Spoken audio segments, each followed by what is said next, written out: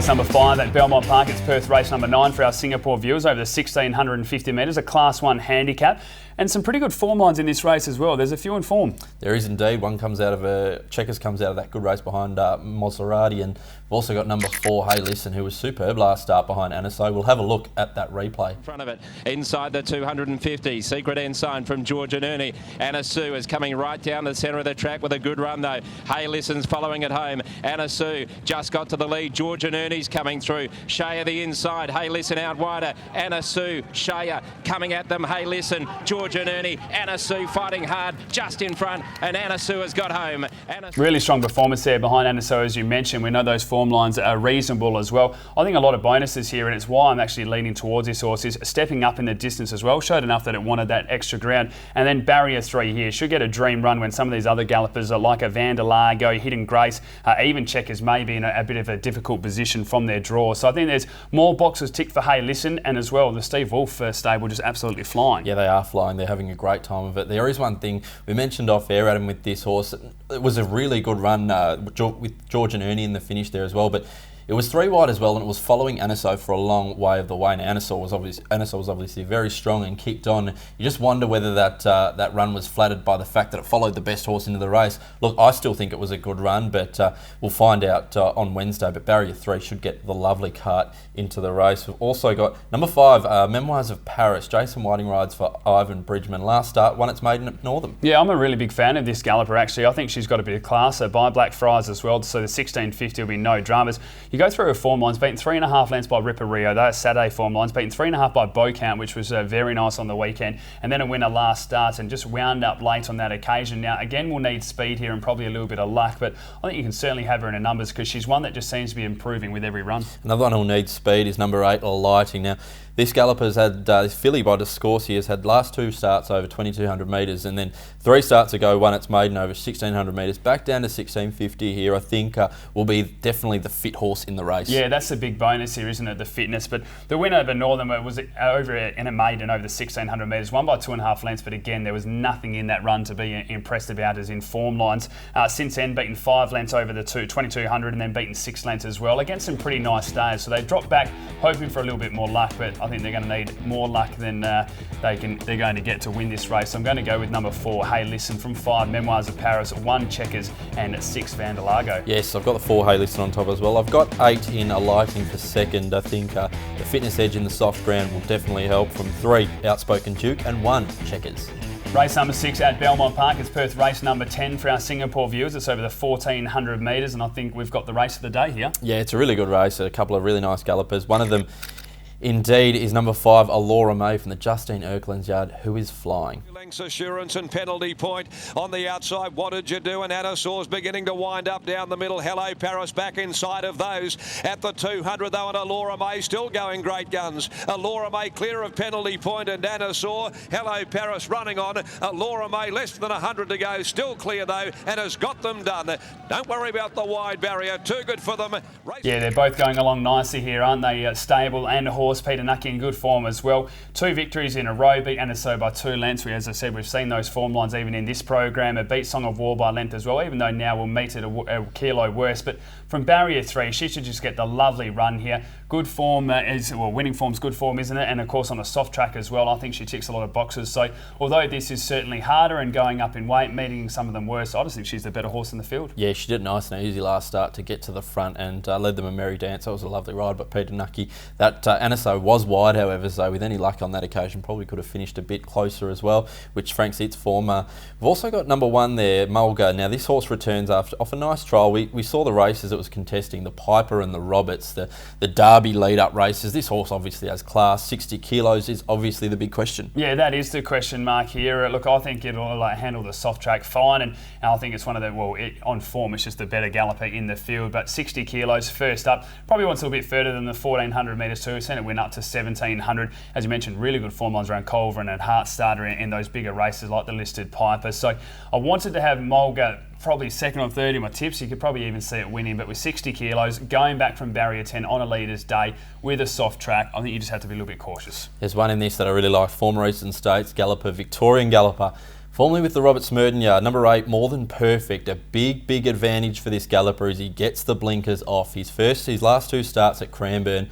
The CRAM, by the way, is Cranbourne. They were good runs, but the blinkers on went far too fierce. Blinkers off here, and look, it raced in races like the UCI Stakes tried to go with the likes of Ayers Rock, just outclassed on that occasion. The start before that against Tarzino was wide at Caulfield, which you just can't beat. Look, I can make excuses for every one of this horse's run, and Being By More Than Ready will handle the soft conditions. Yeah, you can make excuses for it, and I can understand as well why you could have it in your selections. I guess the hardest thing, we're going in blind here, where we haven't seen too many horses with Paul Ferguson running in town.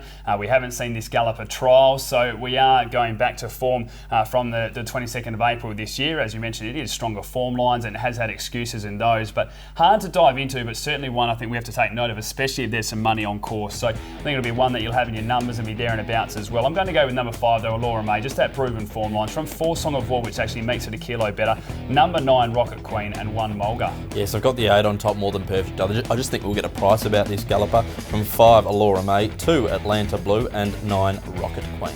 Race number 7 at Belmont Park. It's Perth race number 11 for our Singapore viewers. It's over the 1400 metres, and again a pretty handy field here with horses like Point, which has been racing well, Phantom Choice is an honest type, and even one like Penalty Point, which I think has really just taken that next step this prep. Yeah, honest sort of galloper, Penalty Point, but we'll have a look at the replay of last start. Number 1, Point.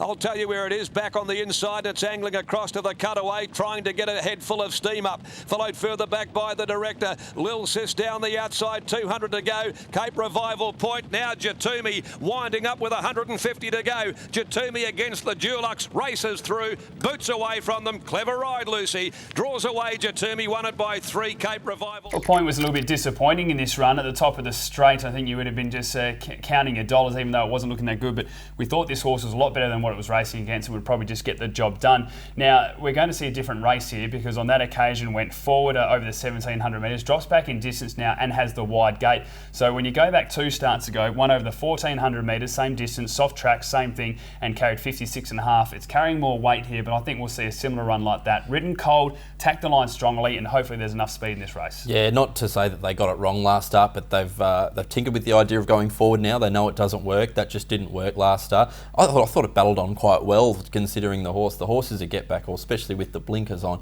Get back, run on strongly. I think we'll see a much better performance. I think it's a blessing, barrier 13. They can go back and really hit the line strongly with this High Chaparral gelding. We've also got in the race number 8, Penalty Point. I'm really keen on this horse.